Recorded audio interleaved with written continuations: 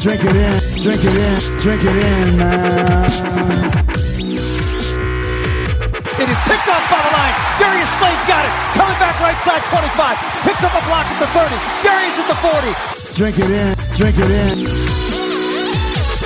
Drink it in, drink it in, drink it in, man. Rolls to the right. Stafford throws deep. Got a man out there. End zone. Caught. Touchdown, Detroit Lions. Stafford!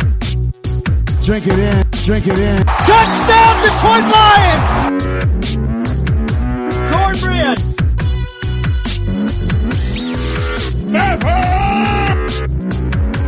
Drink it in, drink it in, drink it in, man. Detroit Koolaid, what's going on, everybody? It's Friday. It's been a tough week, I gotta admit. We had an incredible time heading to Green Bay and tailgating. We'll talk all about that. We had a great time for about, what is it?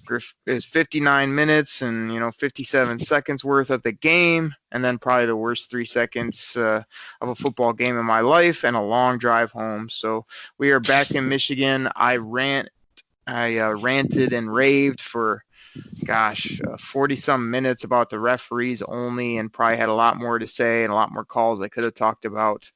But I'm back here on the Friday show with the one and only Grifka's in the house. Grifka, what's going on, buddy? Hey, man, that's still kind of getting over that game, but, TGIF. Absolutely. And like I say, appreciate everybody supporting. We tried a couple different things on the road. We tried to actually podcast from the car. It was fun to do. It really wasn't as hard to do, but because we're in no man's land and I don't know, upper Michigan, sometimes we were in Wisconsin, we had kind of bad reception, so not the best quality, but we're back in our normal setup, so we should be good today. And Grifka, let's just go ahead and tell the people a little bit about our trip and the things that were, like I say, great people, great time in Green Bay. So our official trip kind of kicked off. You got to my place around 8, 9 o'clock, something like that. We hung out, we had a little pizza, we watched a little bit of football, loaded up our coolers.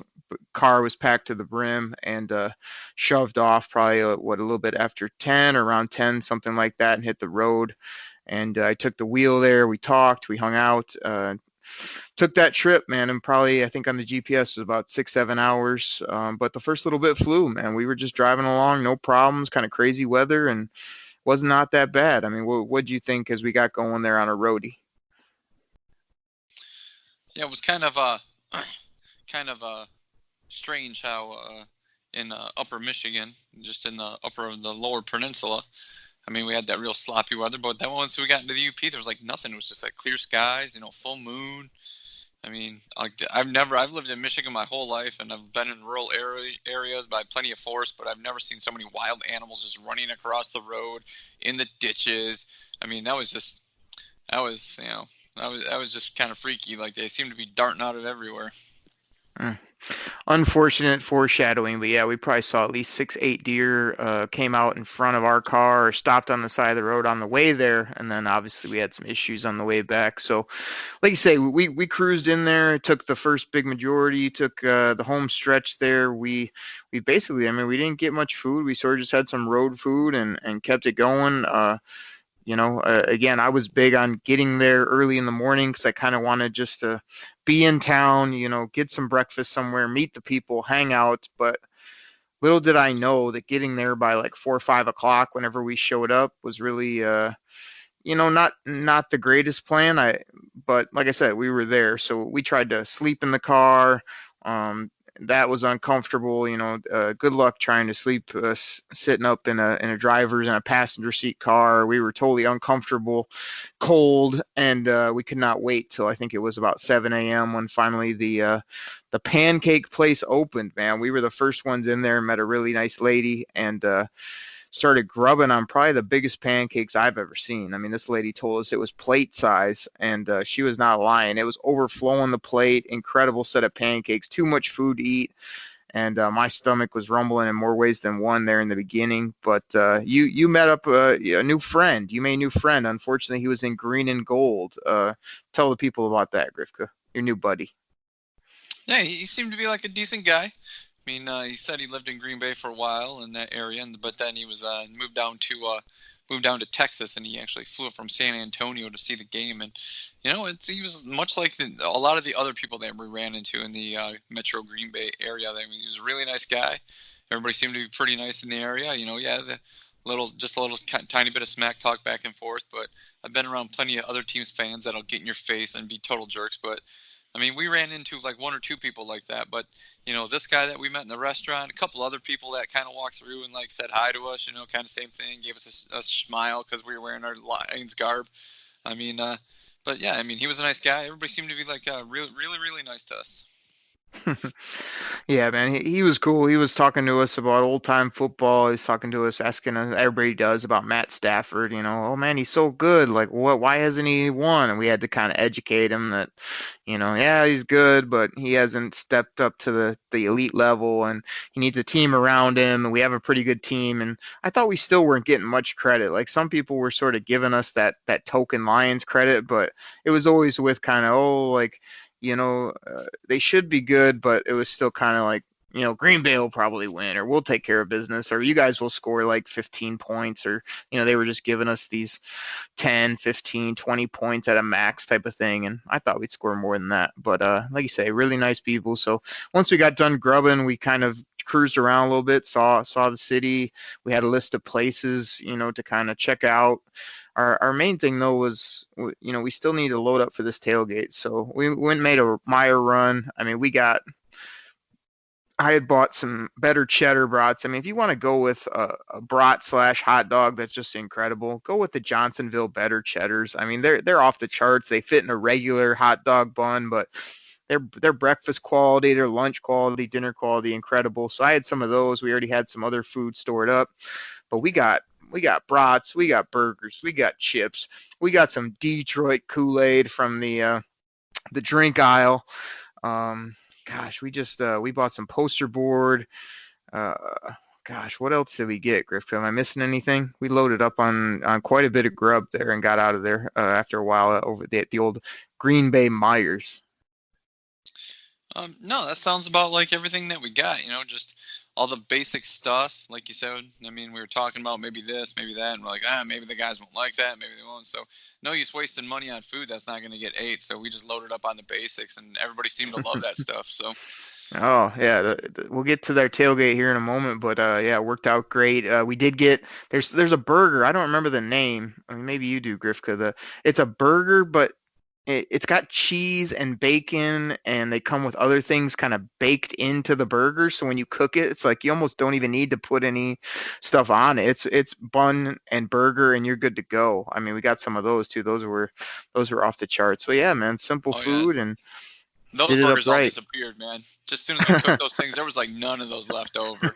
I think I remember throwing away like a small, regular hamburger patty or two, and I think there was one brat that ended up in the trash. But like those things, just as soon as those burgers were cooked, man, be like, hey, these burgers are great, and like all of a sudden it was like vultures over a dead carcass. Like, got any more of those? No, that's all we bought. Sorry, man, we didn't know you guys would like them that much.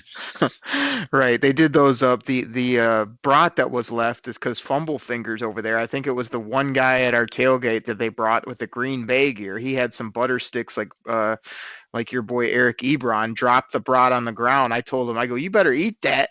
And he snuck it on the plate and didn't put it down after it hit the grass. But yeah, everything else was down. The better cheddars and the stuffed burgers were gone. All the other food, we had plenty for people, as well as, like I always tell you, man, if you're gonna go to a tailgate, like, don't go cheap on like your propane or your food, because as happened, and again we'll get to it, tons of people came up hanging out.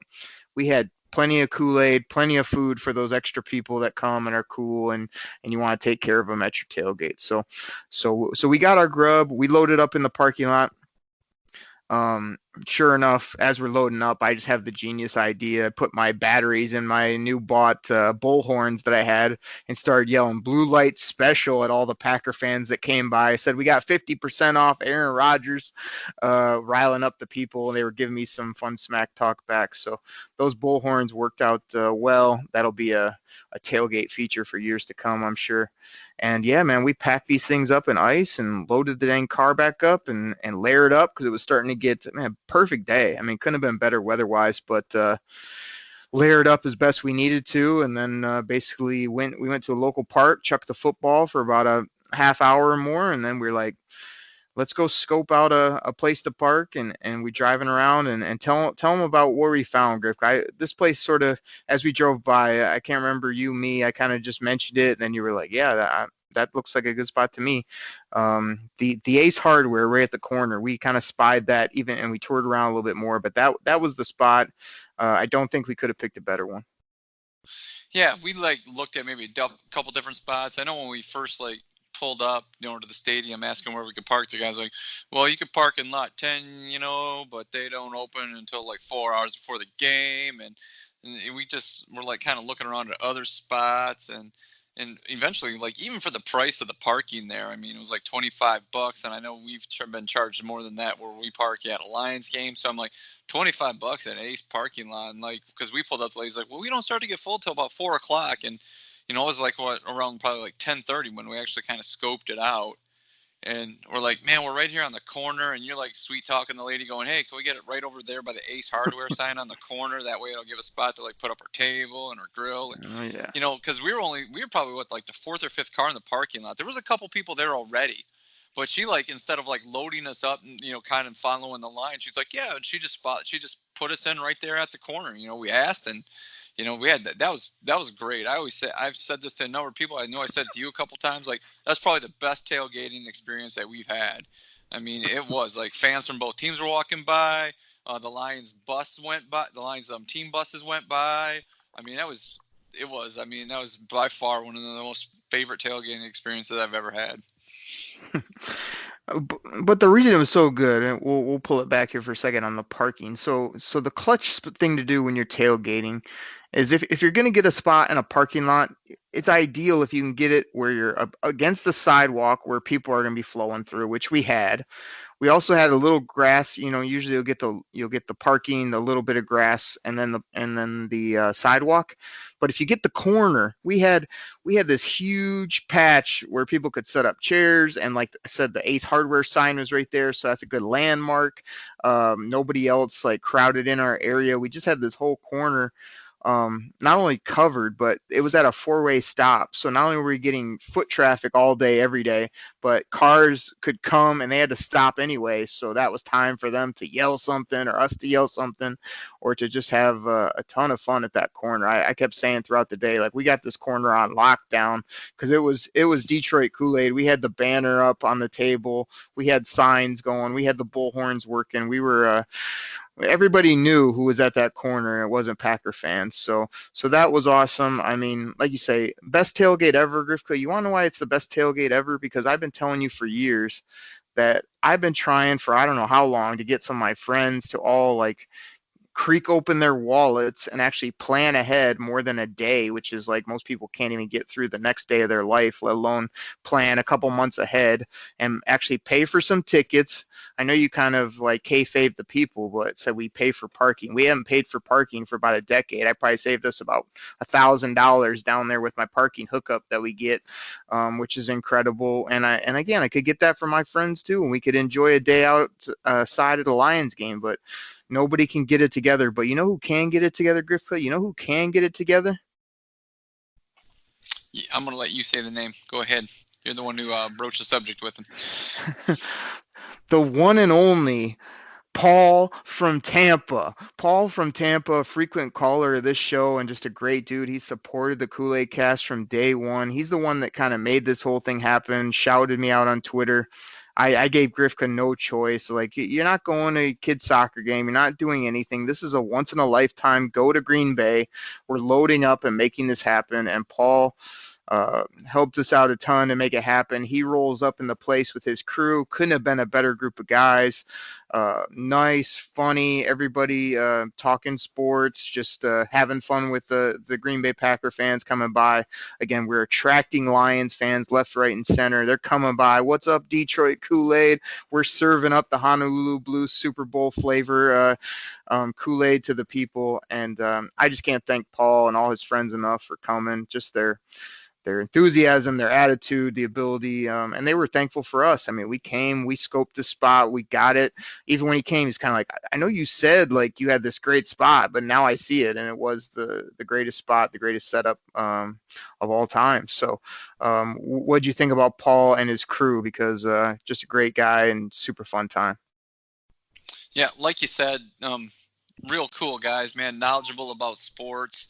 I mean, we were carrying on conversations with them, and you could have like a little point counterpoint, and nobody was like, calling names or anything like that. I love that. That's the best thing when you can do with a bunch of guys. You can have a point counterpoint, and everybody like understands. Like, okay, I see your point. Like, oh no, and it never gets to the point like, well, you're a moron. Nothing's worse. Like, I hate that, man. You can't have a conversation with somebody because once you like counterpoint them 2 times, their next step is like, you're a moron. And like nobody ran into that. So that was, like you said, just a great group of guys. We were like kind of walking around talking with them all, and it's just, great. I'm glad they all came up, a bunch of, new group of guys that we can be friends with. So it was a blast. Are you hinting at anything, Grifka, with that take about that whole diatribe you just went through? Are you trying to hint at something here on the show? Yeah, that I would definitely do another tailgate game with those guys. That was a lot of fun. Oh, okay. Yeah, me too. I thought you were, the people love our arguments, and they love when I get after you. I don't know if they love it when you call me a moron and yell at me and threaten to, whatever you do on the show. But, like you say, these guys were all fun. They're fun. I don't call you a moron. You've said some things. You've went off the handle. The people know. They've been scared a few times by some of your rants and raves back at me. But we have fun on the show with the arguments. Even Paul was like, he said it was fun to meet us in person because, again, he listened to every show. Some of his friends had listened. He shares it with people, and he said it's just funny to not only see us in person, but again, me and you. He knows we have fun back and forth, but being there and just talking and laughing face to face was really great. And like I said, I'm hoping.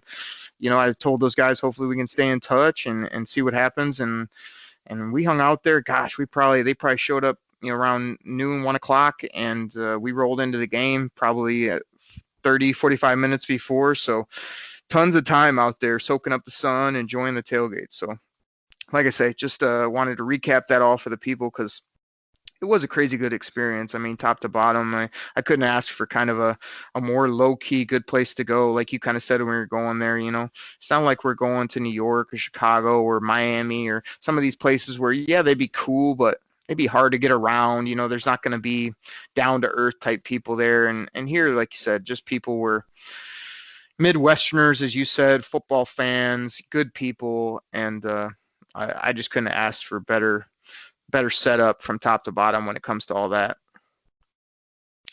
Yeah, it's just like I would go there again and do that place, do that tailgate, do that stadium again. It was just a really good time. And I had a few friends ask me, when I got back to work, how'd they treat you? It's just like, they were great, man. Just the people we were sitting next to in the stadium, the people, like I said, there was a couple people. I remember a couple guys flipping us off at the 4-way stop, a couple teenage kids yelling, Lions effing suck, and it's just like, okay, man, but everybody else was like pretty cool with us and stuff like that, so it was nice, so right.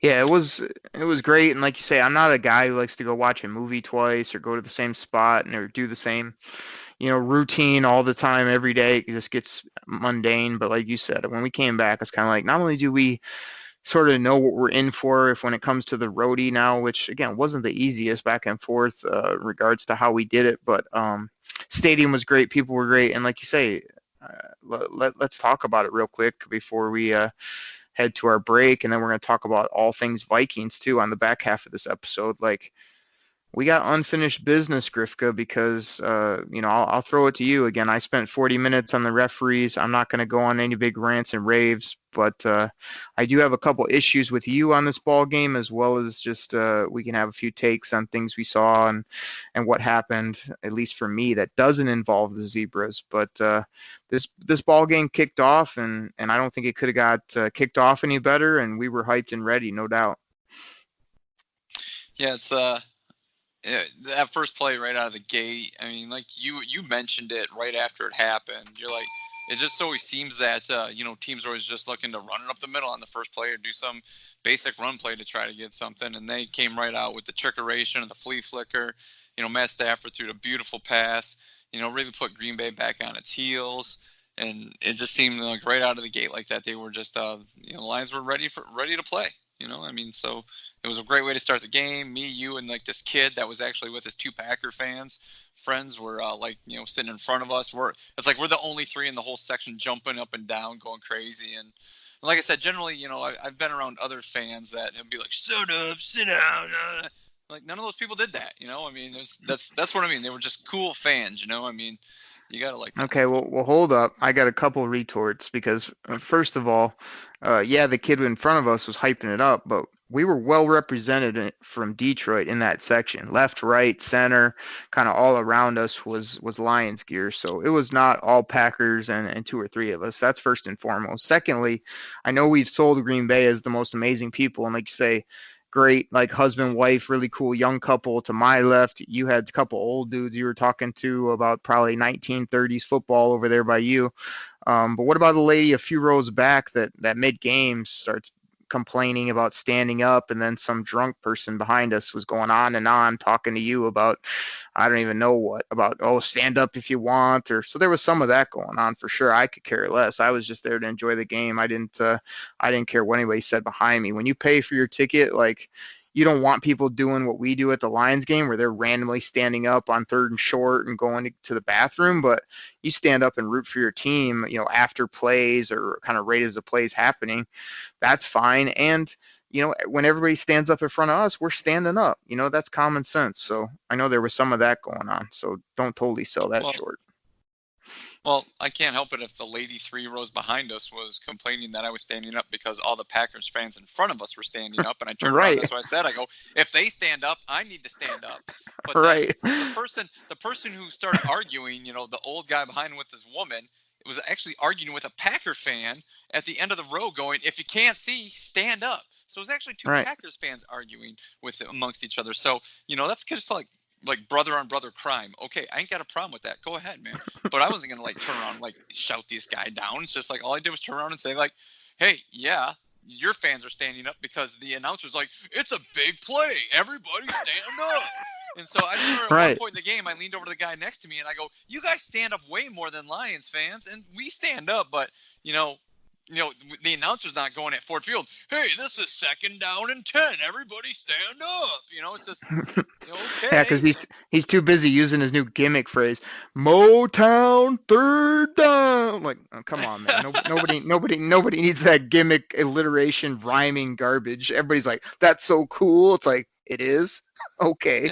But I'm all for standing up. Like I loved it when I went to Michigan football and you're standing up basically for 4 quarters. Like, I'm not trying to sit on my hands or, like you said, try to look around people that are standing right in front of me. But anyway, that's a side topic. Let's not get onto it too much. But to your point about the opening play, I mean, we could not had a better view of this play. And because he's hurt and because I haven't been able to use it, because not only is he hurt, he hasn't done anything this year. When I saw Carry-On go up the middle and pitch it back, there's only one thing I thought, Grifka. Oh, baby! This ball got back to number 9, and he unleashed a football that basically was heading right into our living room, right up to our section. Perfect ball, perfect catch. I thought it in the stadium, and when I saw it on the TV feed, oh my gosh, I wish he could have housed it. Kenny Galladay should have got on his pony and got in the end zone, because we would have been dancing in the streets. It was incredible. Do you remember doing this though? After the first play, he hands it off, and just as soon as Carry-On turns around and tosses it back, you go, "Ooh, flea flicker!" Do you remember doing that? Yeah, I was, I couldn't believe what I was seeing. I mean, I probably said, "Oh, baby," too, because that's what I thought was just like, "Oh my gosh, we're about to unleash one right here on the first play." I haven't seen the Lions do that in my entire fandom. I don't think they'd never come out of the gate with something that bold. I loved it. Yeah, that was cool though. That's the way you said. You go, ooh, flea flicker. Yeah, I was shocked and excited all in one. But like you say, so here's my thing, and again, I did hint, I don't want to get too off track and fight forever, but here's my beef, Griff. I'm gonna get to it right now. So the Lions, they've had this great play. They stall out. They get 3. Okay, of course you'd love to get 7. Then the Lions come back down and they get 7 with carry on going over the top. Then they come down, they get another field goal. So it's 13-0. You understand That's where I'm right. And coming what? from? 13. Hold on. I I got haven't you. teed this up yet. 13-0 Lions. We're playing great. We're in their house. We're dominating. They're not doing anything on the other side of the football. Little nothingness. And then all of a sudden they put together a half-ass drive, Green Bay. We stall them out for a field goal. They go to kick the field goal. A very egregious, terrible mistake by the Detroit Lions. 12 men on the field. And this is what I want you to both explain to the people and give some reasoning why, because you lost me at this point, and I don't know that we talked again until the third quarter. You flipped out like it was 28-zip Packers because of this 12 man. They had not even scored out. yet, and you went off the deep end. Hold on. Flipped So out. like, Okay. go ahead. Because your revisionist history again is like total garbage. But go ahead, finish your story so I can like rebut this. Because right now you're blowing this way out of proportion. Okay. I've teed it up like all I heard was you just went off the handle and you're like, Went off the handle? This is ridiculous. I'm like, I yelled at you. I go, they haven't even that. scored yet. You're like, they I didn't will. They'll say score a that. touchdown. And I'm like, whatever. I didn't say And that. then I pound. What are you Oh thinking? my Is God. this something that Okay. you were thinking later? Okay. Tell the people then what you did, because you quit on the team at this point, and acted like we were getting killed. There you go. You're quitting on the team again because you're pointing out one of the. Okay, sorry, but like a special teams play like that, anything special teams where it's like a certain amount of people on the field. I mean, that's like the easiest thing to do. It's just like either you're on a special teams unit or you're not on a special teams unit. It was our first mistake of the game, and you were like acting like we played like garbage. And it was. No, I didn't. I said, well, and the guy's like, yeah, 13 men on the field, man. Right there, they got 13 men on the field. I go, that's what they do. And that's exactly what I said. And you got all butthurt over that. I didn't blow it out of proportion. I didn't go, ugh. But all you're doing is giving the team momentum. And you're saying this stuff like 13-0. You're right. That's just 2 possessions. Okay, that's 2 possessions. We're up 2 possessions in the NFL. That's big. You act like that's nothing. That's a lot. 13 points in the first quarter is big. That's only 2 possessions. God. Not to mention, at some point, the Lions had the opening kickoff. So once again, everybody always talks about that. You can get that 2 for 0 if you get the ball at the end of the first half, and you get the ball at the beginning of the second half. So yeah, that's 2 possessions that they could score if they held the Lions down. I mean, that's the kind of the way I look at it. You get field goals because 2 field goals, you still get a touchdown. You're still up a point.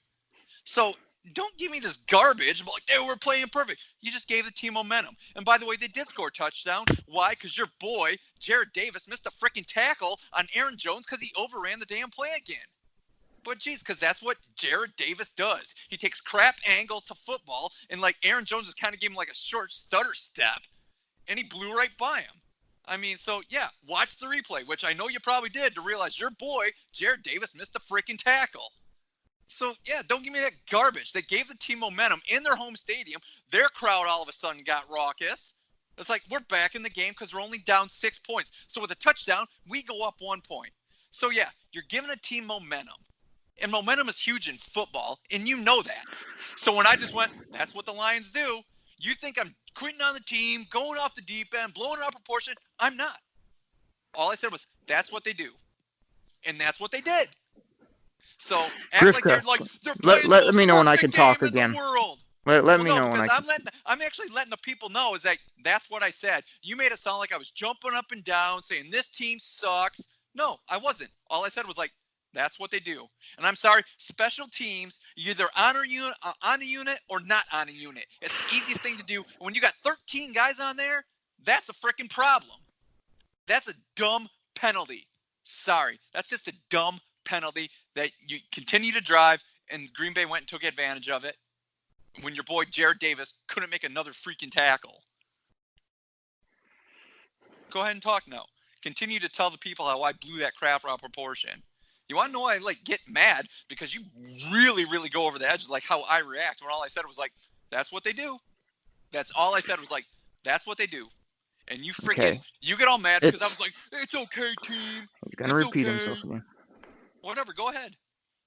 Okay, because you left out these crucial parts where I said, you flipped out and I said, Grifka, it's 13-0. And you go, whatever, this team is just, they do this all the time. And then you were like, I said, they haven't even scored a touchdown yet. Oh, they will. And I was like, what? That's when I got pissed at you. And then you were like, oh yeah, just pat him on the ass, Okri. You left out all that back and forth. And that's when I got pissed because you were acting, again, if I walked in and I said, okay, Grifka, this game hasn't started yet, but by the second quarter, it's going to be 13-0. The Lions are going to make a bad error on special teams. Are you okay with that? I would hope you'd say yes, because up 13-0 in somebody else's house is a good accomplishment at that point in the football game. 12 men on the field isn't costing us the game. But to me, and again, I only read stuff how I read stuff, your reaction as well as your attitude at that point was acting like that we were getting killed, and we were not. We were playing great. And okay, they did not only get that bad penalty, they scored a touchdown. 13-7, we get the football. This is where we'll never agree because my opinion is, yeah, I don't want that penalty, but we're still dominating the game at that point, and we're getting the ball back. What if we go down and score and it's 21-7? You're still not feeling good about your football team? Then we got the momentum back. And you talk about that, but momentum is huge in football. They're hyped. But when you got mad, we didn't lose the momentum. It was one play, one call. After the touchdown, if you would have flipped out more or been more upset, I get it. New life. Their offense is like new life. Let's go. I mean, you could kind of feel it at that point, but just say one play, no big deal. I mean, no way. You're giving them momentum. At that point, before the touchdown, it wasn't a big deal. When it was a touchdown, it was a bigger deal. And when they I can't remember if it was 13-10 or 14-13 at halftime. Okay, now, like I told the people around us, hey, now it's basically an even ball game heading in the second half. So, okay, so let's keep it moving. But that not only frustrated me, I knew this was going to happen in the seats because it happens at Ford Field too, where I'm sitting there going, man, if anybody would have told me the Lions would play like this for a quarter and a half, I'd be fired up.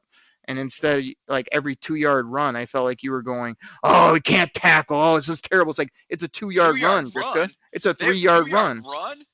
There was many a times where you were going crazy. 100 yards rushing at halftime. They'd get 1-2-yard run and then bust off a 5-yard run. The guy sitting next to me is 4 yards. 4 times 3 is 12. That's a first down every play. You're right. Okay. They had over 100 yards rushing. So they didn't have too many 2-yard runs. What do you want? A -5 every time? You think they're not going to fall forward for 3-4 yards when they run the football? Our awesome that's supposed to be the awesome part of our defense is the run stuffing. Like I said, me and you were talking on the way over there. It's just I'm hearing people say oh, our defense eats up running backs. Really? I mean, they were averaging 4 yards a carry, and I know that doesn't sound like a whole lot to you. Well, 4 yards, but they had between Jamal Adams and Aaron Jones had over 100 yards rushing in the first half. Because I remember seeing that stat and going, they got 101 yards rushing at halftime between the two guys. So it's just no. I mean, to say oh, they were only getting a yard here, a couple yards here, that wasn't happening because Matt Stafford had more yards passing than Aaron Rodgers at halftime. Aaron Rodgers only had 125 yards passing at halftime. Grifka, if we go into that game and I say, okay, you can have Aaron Rodgers throw the football all over us, or you can have Jamal Williams, of all people, have a pretty decent day and have Aaron Jones drop a wide open touchdown in the first half. What do you want? Do you want him to run it on us and beat us that way, or do you want him to just sling it all around all day long? Because I would have took the former, and I was super happy at how the team had played overall in the first half, and now we get to the second half. So this was probably the slowest bleed. Again, we're not going to do a full breakdown on this game, so I'll just pitch it to you. My only thing with this game is it falls in the top 5 of my all-time disappointing Lions games to watch, especially in person. It was a slow bleed. We played pretty. When I watched it back on the tape, I felt like we didn't make the crucial plays, but we did not play bad in the second half. And again, I'm not even going to get into it, but not only the referees' calls when they happened as well as how they happened, not only cost us this game, but cost us this game in a way that was unwatchable for me on the rewind and when we were there in person. It was like somebody just, nails on a chalkboard or like, death by 1,000 paper cuts, because it was absolutely brutal to watch. I know you uttered the words, it was a good football game at the end, not only to fans, but to me. And like I said, it ranks in my top 5 all top losses. So if there's anything you want to discuss in the second half, go for it. But that's my summary. It was a good football game. But I mean, it was a good football game. What makes it good? I'm just curious. Tell the people. Because I don't know there's many people that think that was a great game when you look at it based on referee BS as well as the way that they lost. Not like they made a bunch of plays and took it from us, Okay, so if you were just an innocent bystander, you wouldn't have a horse in the race, and you were to watch that game, you wouldn't think that was a good football game? No, because it was tarnished by the referees. If Aaron Rodgers made throws like he did on that deep touchdown multiple times to come back and win a football game, tip your cap, move on. If he gets helped out on third downs, and if we get, where we can't run the clock out, and if they reverse calls, then you just look at that as the whole nation did. I don't know if you missed it. There's people on other teams. There's national pundits. There's Booger McFarland in the booth. Everybody's saying that this is absolute atrocity. Like, the Lions got screwed on so many levels. So you don't see anybody else other than, a few Packer fans and you going, what a great football game this was. It's a bunch of Detroit people and national people saying that was absolute garbage. Nobody's putting that down as a classic game in the annals of NFL Network. They're not going to rewind that game and say, hey, check that one out. It's the Packers, and Aaron Rodgers came back with a W. But, okay, it was a good football game. And you cannot tell us from our seats those hands to the face, because they didn't show those replays up on the big screen. I don't know if you noticed that, because I know I was looking forward to after they called the penalty. But obviously, since they benefited the Packers and on the replay it was so blatantly obvious. So, yeah, when I said it right after the game, you could not tell me that you could tell that Trey Flowers on those 2 penalties did not have hands to the face. I couldn't. What about the kid? From our seats. Go ahead, talk over me. You couldn't tell that. The first time, just the kid in front of us lines goes, here's the penalty that they called. That's when you could tell. But when it happened, you couldn't tell. Okay, but in our seats, I could tell because the kid showed me, and because we just know it's garbage anyway. Who calls on the first one? And he showed us. Well, what does that even matter? Like. He didn't. Well, all I'm saying, this is what I'm saying. It's a good game. When you see hands to the face to end the football game, to let them take a kneel down, what are you up applauding it? Going, oh yeah, that was probably a great call, referee. Or did we both throw our arms in the air and go, that's garbage? No, because that's complete garbage. That was the first time the whole game I stood up and I actually cursed. And I remember some chump Packers fan a couple rows in front of us because I screamed home cooking. He turned around and smiled, and he leaned down and said something to his girlfriend or his wife or whoever was sitting next to him. It's like, right. So yeah, I remember seeing that because I was the only one to stand. Me and you were the only 2 to stand up in the section because the kid in front of us put his hands in his head. He put his hands on his head, and I stood up and I said, effing BS. And I'm like, home cooking. I go, Packers get more calls. And right after I said that, the kid 2 rows in front of us, the guy with a freaking cheesy-ass porn stash, turned around, gave me a shy smile yeah, butt hurt. And then he leaned down and said something to his girl. So, yeah, that was the only time I said that. But, yeah, that was a good football game. That was a good football game. Okay. If the Lions I guess we got to move on because if you stand up and – in spite of that, would you have said it's a good football game? You're just butthurt over the outcome. But Grifka, overall, you said you just stood up. Game. Go ahead, talk. Let me know. You want to tell me why I thought it was a good football game. I just told you why it was a good football Yeah, game. you told me like 4 times, and the people the same thing the 4 times.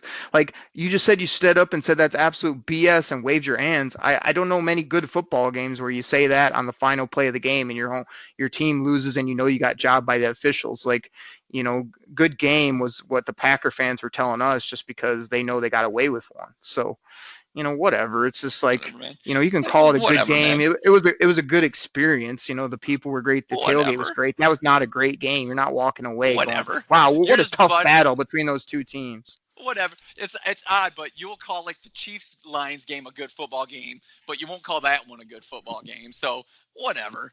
I mean, both were losses. Like I said, you're just butthurt over it, but overall, it was a good football game. Give me a break. Oh, yeah. Good job, Packers. That's per Grifka. Anyway, it was.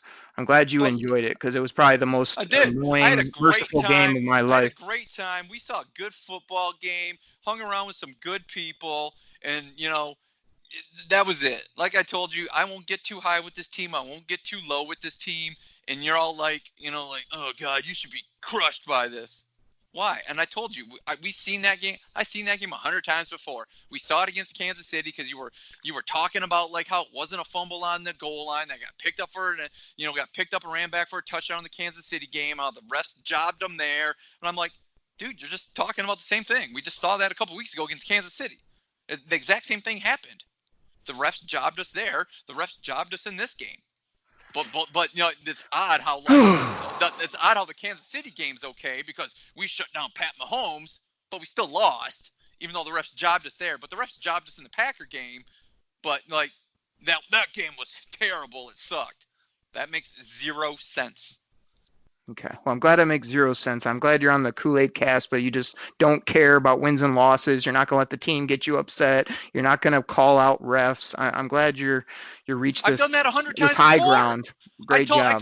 I have conspiracy theory all the time about it. I mean, obviously, Mrs. Stafford does too now. I don't know if you've seen that, but yeah. Okay, and then you tell me, well, I just don't get too upset about this team. I've convinced myself that I'm just gonna. If it's wrong, it's wrong, Grifka. It doesn't matter if it's happened 50 times before. You still call it out and say it's wrong again. You don't just say, well, that always happens. I'm desensitized. I don't care anymore. Like you do get desensitized after a while. Okay, I'm glad you're at that point. Let's listen to somebody who's not, and that's Chris from Wisconsin, who called into the Koolaid Cast line. He's not happy. He's obviously in Wisconsin, but is a Lions fan. Let's get him in here, and then we do one question. We're way over our time, but the people probably enjoyed hearing about all of the experience as well as our back and forth. So let's get Chris in here, and then I got a question for you. Here we go. Yeah, this is Chris Miller from Wisconsin. After that game, I don't know, NFL, I think they need to do the reviews for the officiating. They can do from New York. Oh, New York has their say in what overturns calls. They need to call in to the field and say, this call was not okay, or the flag was not a good call to overturn what the officials see, because they say, oh, they don't want the flags affecting the outcome of the games. Well, the outcome was affected for sure by these hands to the face that was not obvious. And we all know that it was not hands to the face 2 times. So they need to figure it out. The Lions are going to be good, and you got to just go to the next game, beat Minnesota, and get to the easy part of the schedule and start dominating stupid teams like the Raiders and the Giants, and we can get back. We'll be okay. I want to get Chris from Wisconsin in because I think he hit it. He talked about the disappointment. He talked about the referees. He talked about what I talked about on my ref show, which was we need to figure out and get the people that are being more proactive with coming in when they see these mistakes rather than these fraudulent rules about, oh, well, you can't review hands to the face. Oh, it's not in 2 minutes. We're not going to worry about it.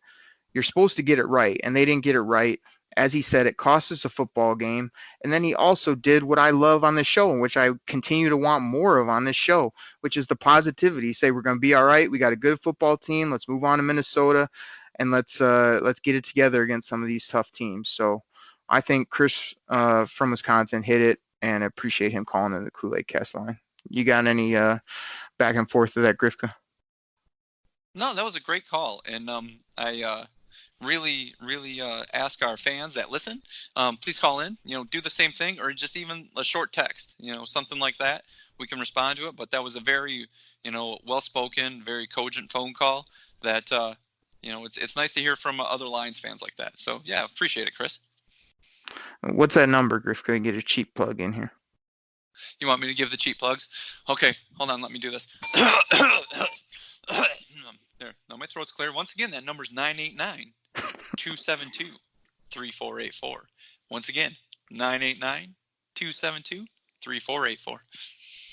And the cool part, not only Chris's call, we want more calls like right after games, right before games, calling out your predictions.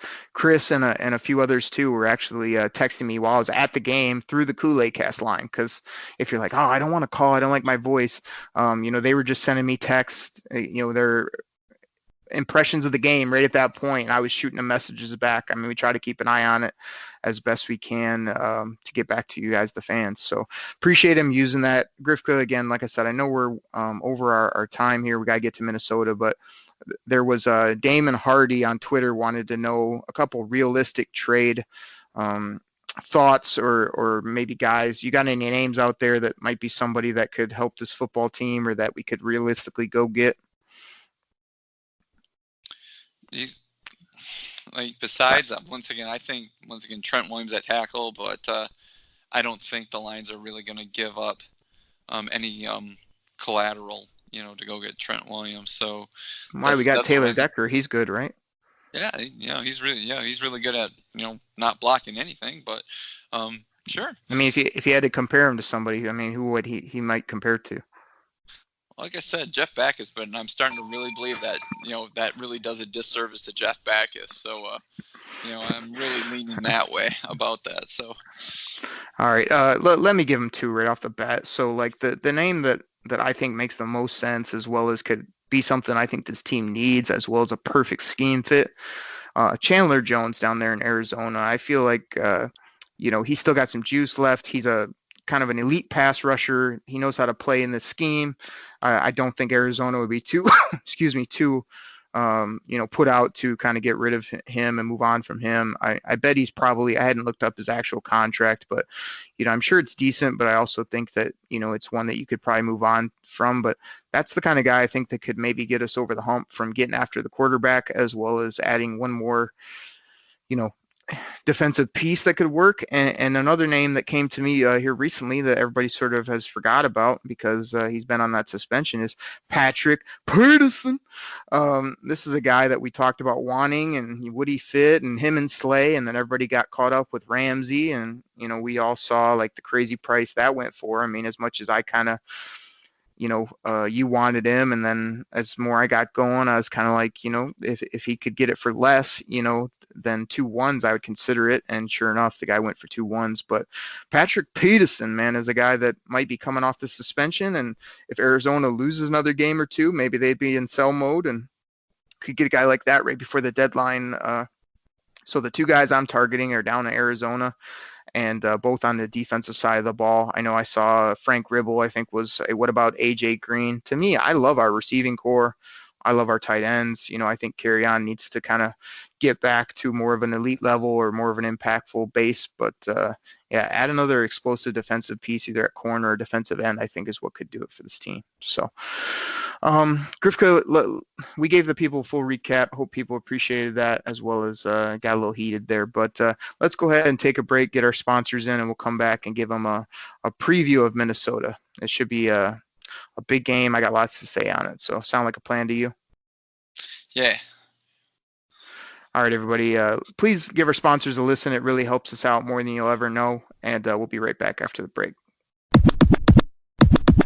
Everybody, we're back. Pretty explosive, pretty fun recap there in part 1. Always glad to get the fans in again on when you call in our line or text us or hit us up on Twitter. We try to pick out ones when we can and try to sneak them in. We can't get them all in, obviously. But Grifka, the Minnesota Vikings are heading to Ford Field, the NFC Norris division. I think it's going to be a nasty football game. And, these are 2 teams that are pretty good on both sides of the football. Gosh, I'll throw it to you, but I'll probably say this multiple times as we talk about them. to me, this is an absolute 100% must win. Got to have it.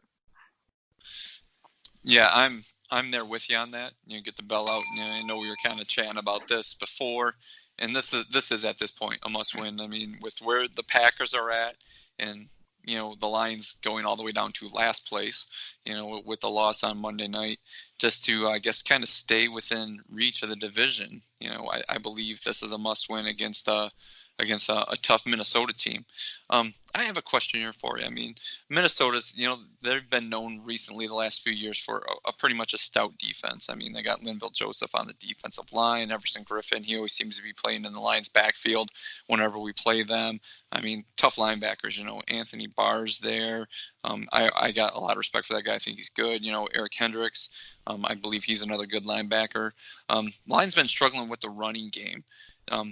Do you think this might be another one of those things they might try to do a little more passing like they did in Green Bay and use just the run as an option, just to kind of keep the defense honest? Or do you think maybe the Lions may be able to open up the running game against Minnesota? That's a good question. I mean, I think that, my heart tells me that I still want to get, 33 going. I still want to see him hit a seam and get some of those chunk plays like he did last year. But I also think that, you might get to this later, but, the thing that's killed us the most about the Vikings is their ability to get after Matt Stafford. Their rush. So the minute you say, oh yeah, we just want to throw it against, Xavier Rhodes has seemed to sort of regress, even though like 2 years ago, I remember he being talked about as a top 3, top 5 corner. I heard, people saying, oh, just torch him or whatever. And the minute you go back and throw it around is the minute you give Matt Stafford the ability to, get rushed by this Minnesota team. So, I mean, if I had to lean one way, not only would I sort of say we got to continue to stay balanced as we have, I might continue to try to get that running game going because the play action works off that and deep throws usually work off that. So, that's kind of where I'd probably start. And then if I'm going to throw it, as we've said on previous shows, like this is the type of team you want to have people in to chip, to block, on the left side and give your boy some help or whatever it is, because I think that, they're going to become a force as they normally do with the double A gap blitz and all types of exotic, rushes. And we just got to be ready to handle it, as well as not say we're going to do one or the other, but say we got to keep these guys off balance. So that's kind of my answer. Yeah, I think the Lions in this game, I think they may need to run a few more screens as opposed to, run them in like, was it like the second and longs where everybody's like looking for a screen or a draw? I mean, They might have to do that a little more often, say on first down, just to, get a screen out there to, carry on or McKissick or something. And, like you said, Everson Griffin, it seems like he's always in the Lions backfield whenever we play him. And just to slow down that pass rush a little bit, I don't know. It just doesn't seem like the draw play has been effective for the Lions this year. They seem to be running them at like the most obvious situations. But I believe, just using the screen pass and maybe just even little dumps to the tight ends a little more this week will help with negating that pass rush a little bit. No. Yeah, I think screens would be good. One quick thing when we're talking about running game, like, hello, Paul Perkins, where are you? Like, we go ahead and get this guy and we get rid of, Zach Zenner. We had already cut ties with Theo. And this guy has not dressed. I haven't heard one peep about him. I don't know if he's even practicing, to be honest. But I mean, when they brought him in and got rid of guys, I was thinking, oh, maybe they know something I don't. Maybe Paul Perk is healthy and ready to go. He's had a pretty good run, and I've heard absolutely crickets. Again, get the soundbite out, I guess. Paul Perkins, hello, are you out there anywhere? Paul, hello. Like, where is this guy? Let's get it going. Maybe he'll show up at some point. But Kerryon can't do it all, and there's really nobody else. So go ahead. I jumped in on you there, but I wanted to say that. It's okay. I completely understand because I know you've been asking about that, and you mentioned that to me actually on the car ride. Wondering where he was. Now you mentioned the pass defense for the Minnesota Vikings. I mean, they have Xavier Rhodes, like you said, a couple years ago. This guy was like stud. I still think he's pretty decent. They got Mackenzie Alexander back there, Trey Waynes back there, Harrison Smith, a guy I always liked even out of Notre Dame. Do you see any positive matchups for the Lions wide receivers against this defensive back crew this week? Oh, definitely. I mean, on my fantasy football article for Lions Wire, I kind of highlighted Marvin Jones. I feel Marvin's had a pretty good year. Had some catches in the previous game. Also had a drop towards the end. I didn't get a great look at that play when I watched the TV feed, but it looked like one he could have had. But overall, Marv's pretty sure-handed, and he's been decent the last few years, kind of getting deep and whatever. So, between him and maybe Danny or Hawk, I think those are your three. Kenny, I feel like has had so many good games that he's going to get the attention. He's pretty set now that he's the feature number one guy. So yeah, I think Marvin can feast. I think that Danny was real quiet last game. I could see him getting loose kind of in the slot there.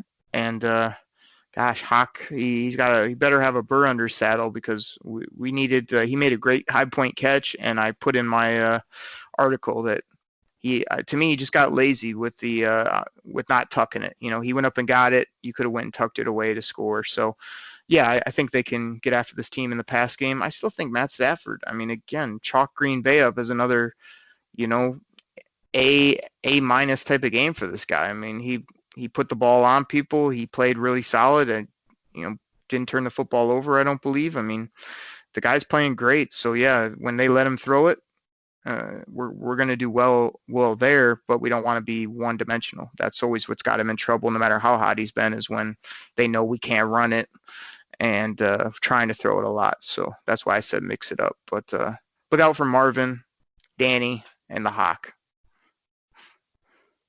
Yeah, those guys are going to have big games, especially if you're looking for like the balanced attack, like you said. I believe Marvin at this point, he's having a good year, and I think he can beat anybody one-on-one at this point. I'm not for sure if, like you said, Xavier Rhodes doesn't seem to be having as good a year as he has in the past. And Trey Waynes, it seems like the games that he's been playing that I've seen Minnesota, he's kind of been hit or miss. I've seen him burn on some plays, but also seen him do some really good stuff as well. You called their corners decent. I mean, and I think you mentioned that he's not that great anymore. So, I mean, he'd kind of be... Not that great. What? He's not that great. That's what I was going for. Yeah. So I believe Marvin will continue to have, and because like you said, I think a lot of teams are going to start to adjust to Kenny Boy and start to double team him, and that's going to leave Marvin, out there one-on-one, and I think he can be, a number of defensive backs are in this league. So let's flip over to the offensive side of the ball, and I'm just going to start with the main guy here. I've always thought Minnesota's offensive line, not that great.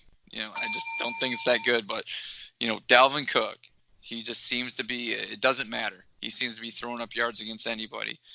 What do you think the Lions are going to do, or at least try to scheme up to at least maybe, I guess hold him in check? I mean, maybe under 100 yards, somewhere maybe like around 75, 80. You think they can maybe hold him to that? Seems like Dalvin Cook's throwing up yards against everybody this year so far. Grifka, Dalvin Cook, he's that great. This guy, I think I told you that when I watch him on tape, he's absolutely just faster than it doesn't look real to me when he runs, because he's not even a burner guy. He's a big running back that can catch it and run it. But when he gets going, like, he just looks faster than almost any other running back that I watch on Sundays. So, they're going to have to, bottle him up when it comes to Snacks. When I went back and watched the tape, Snacks had a really good sack. He had making plays there in the middle.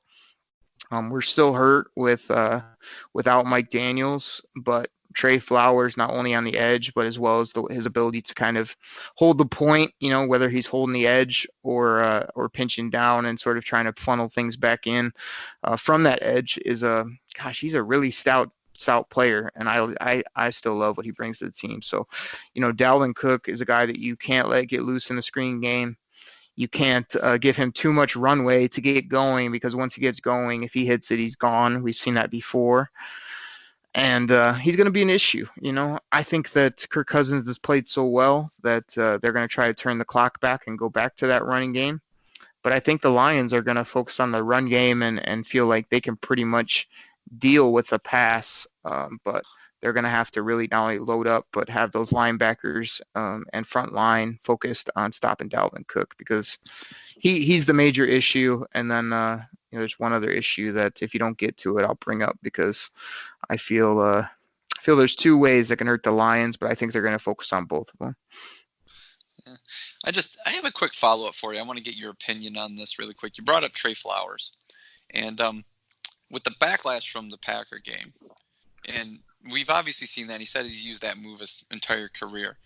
Do you think maybe the referees might be a little more hesitant to call the hands to the face on him? I just want to kind of get your opinion on that.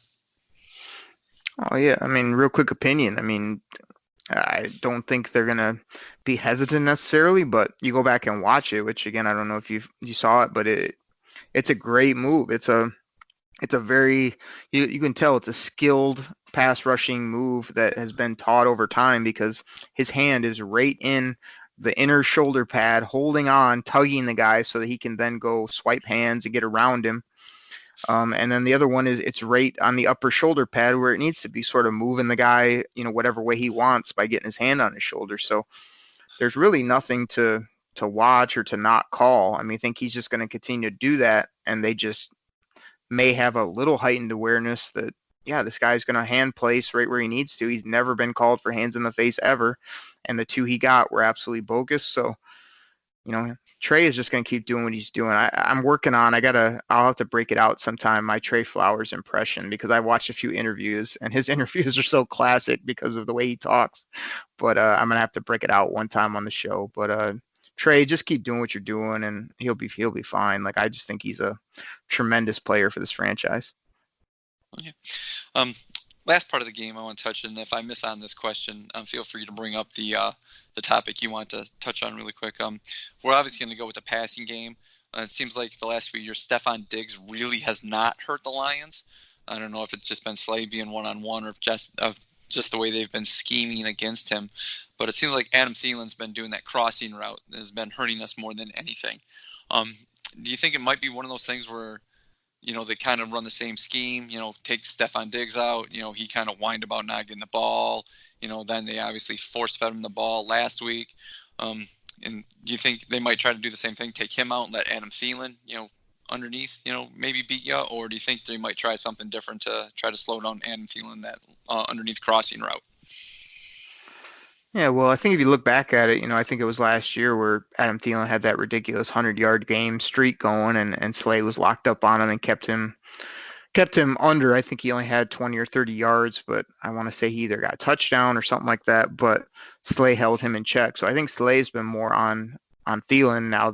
That's sort of the narrative, is that Thielen is really the guy, and Diggs is this really talented player, but I don't know that he's viewed in the number one, except by guys like me who think he's the better fantasy option and the better overall explosive, young, talented wide receiver. But Thielen, yeah, all he does is get open. So I would think you're going to go ahead and put Slay on Thielen and kind of try to take away, as you said, the crossers, the little stuff, the double moves that he brings to the table.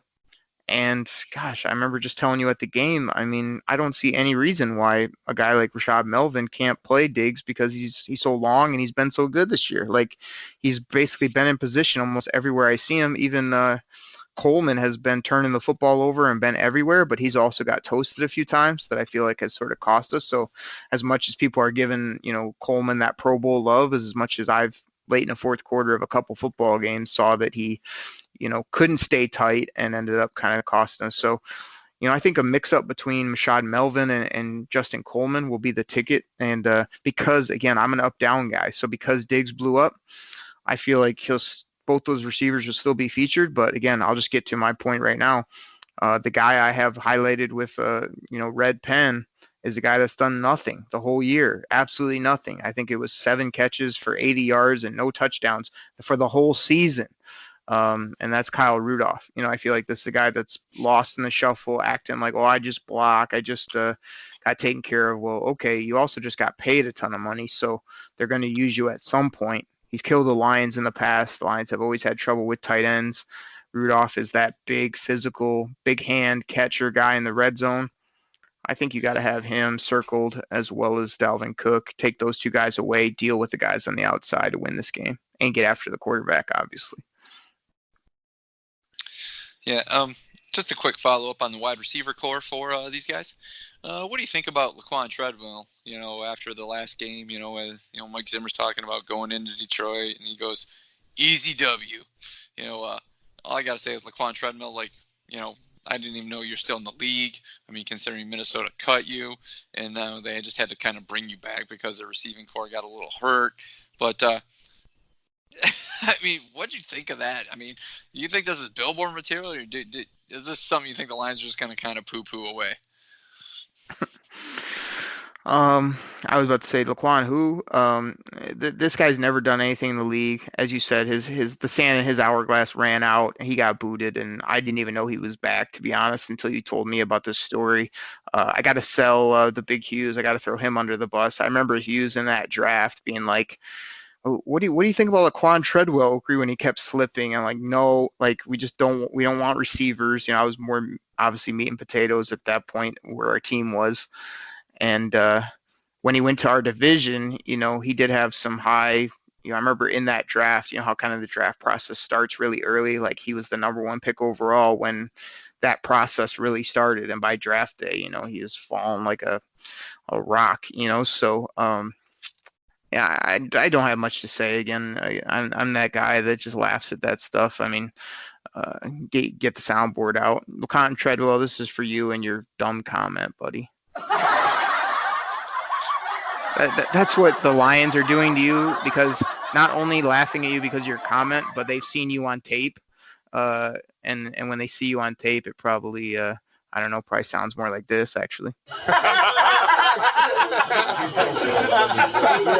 That's what they do every time Laquan Treadwell drops a pass, runs a lazy route, runs with his 4.8 speed or whatever he has at receiver. So, I mean, this is a guy I'm not worried about. The other receiver, which I was a little impressed by last year, was the little BB kid. BB was a baller. His dad was a little hustler, and I feel like this guy's got a little bit of juice as well. So but like I say, I'm so set with Justin Coleman. Like, we didn't have him last year. I mean, remember when I leaned over you the game, like, isn't it so nice to have Justin Coleman? Because every time they were just going to people in the slot against Windsock, Nevin Lawson. It was just an absolute embarrassment, where now every time they try to challenge Justin Coleman, he's in the hip pocket and, getting his hands, either on the football or turning it over. I saw him get a few punches in on the replay when I watched it. He was trying to go Joe Louis again and get that football out. So, I'm not too worried about BB, but you got to like our defensive backs. I mean, I don't want to go on another 20-minute tangent, Grifka, but in one of our episodes coming up, I need like 10 whole minutes to talk about Tracy Walker, because I'm blown away by this guy when it comes to his physical attributes. Just his overall play, and the Big Hughes deemed him, let me give this to you properly, Grifka. Tracy Walker, he's a dog. Oh, baby, he's a dog. We know it. He's one of the nasty dogs on our defense, so I'll get into that another day. But I like our DBs against Minnesota, but it's going to be tough. I mean, this is a tough team. This is a must-win. This is a game that, I got some trepidations going into, thinking, not only we got to have it, but there's no pushover on any side of the ball or any phase. Yep. Let's do this. Let's finish it up here. Give me a score, and what's your prediction for this thing? Oh, my goodness. Grifka, as the people know on this show, I drink the Detroit Koolaid. I serve up that positive Lion spin. As much as I think this is going to be a downright gritty, tough, again, probably a game where I'm going to have a few heart attacks into the fourth quarter. There's no way I can pick against my Lions in this football game. It's one they need. I feel like the season is riding on it. I feel like the Lions know the sense of urgency. Give me 28-24 Detroit Lions. Big W. Good play on both sides of the football. We just make more plays than they do. Walk out with a great home victory. Wow, you see the Lions throwing up 28 points against this defense? Oh yeah, I've liked our offense all year, and you look at our numbers. We scored 35, mid 20s most of the time. So I don't know why we wouldn't do it in the confines of Ford Field against a team that has a good defense, but not one that I think is going to hold us to 10 or 12 points, 14 points. We'll get more than that. Okay. Okay. I see your point. Well, once again, I know when we did the preseason picks, I had this one as a W. And even though the Lions are coming off a tough loss, and a lot of people are saying, how do you rebound from a game like that? I mean, I think it's perfectly, the Lions are perfectly capable of doing that, especially with Matt Patricia as the coach. I see this one. The biggest one's going to hinge on quarterback play, and everybody knows how I feel about Kirk Cousins. He sucks. I think everybody's seen the video where he tried to do like the birth, the sex of the child reveal, and there was a box like 3 feet in front of him, and he just gunned it into the ground, almost missed the box completely. But Kirk, congratulations on having a son. I do feel I'm happy for you for that, but that just pretty much explains how you pretty much pass the ball all the time. Like I said, the only reason you get love around the state is because you went to Michigan State. But you still hold on, Grifka. I want you to do one gimmick for the people. So you just gave Kirk Cousins some credit. So I want you to say like something about congratulations for his son and say how that's great, and then say, but you're not that great. Do that for the people. Okay. Once again, Kirk, congratulations. Having a child, son. Yeah, I'm sure you will raise him right. From everything I hear, you are a good man, a great man, but as a quarterback, you're not that great. All right, that works. I kind of wanted you to say having a son, that's great, and then say, but you're not that great. But that works. A pump up of Kirk Cousins and then your normal slam is good work. So appreciate that. Okay, well I could have went like, what did he say that one time? How do you like that, or do you like that, or whatever? I mean, right. that got play on ESPN NFL Network, like after his half a good season, like Kirk Cousins, and they would show that. So yeah, Kirk. Rivka, what'd you think of the do you like that catchphrase? Oh, do you like that? What do I think about it? Yeah. I think it's just stupid or whatever, but okay. I mean, it's not very good, right? Or what else would you maybe say? It's not that great. Got to give the people what they want. That's what they want. The Grifka, that not great, is catching on like wildfire. Okay, well, I kind of think I thought the catchphrase sucks just to kind of go with him, but anyways, I mean, I'm sure he's going to be chucking the ball at the ground in like another baby reveal type thing too. So, I think the game. I don't know if the Lions are going to put up 28 points. I do see them throwing up some points, but I like doing games like this where every once in a while I just throw some odd score in where you're just like, how do you get that? So that's what I'm going to do this time too. This one's going to actually be an 18-15 Lions win. Okay, let's go with 18-15. Drink it in, drink it in, drink it in, man. Yeah! Yeah! Oh, baby. That's what I think, Grifka. I can't believe you're giving the Lions a win. I had about 6 sound bites ready for your garbage. Oh, well, I think they fall a little short, momentum, all your other stuff you talk about. But you with the Lions dub, me with the Lions dub, we got to have it against Minnesota. Grifka, I'm out of breath, man. Do you have anything else for the people? Nope. Everybody, check us out on Twitter at Derek Okrie, DEREK, You can get at the one and only Grifka. He's at Grifka DKC.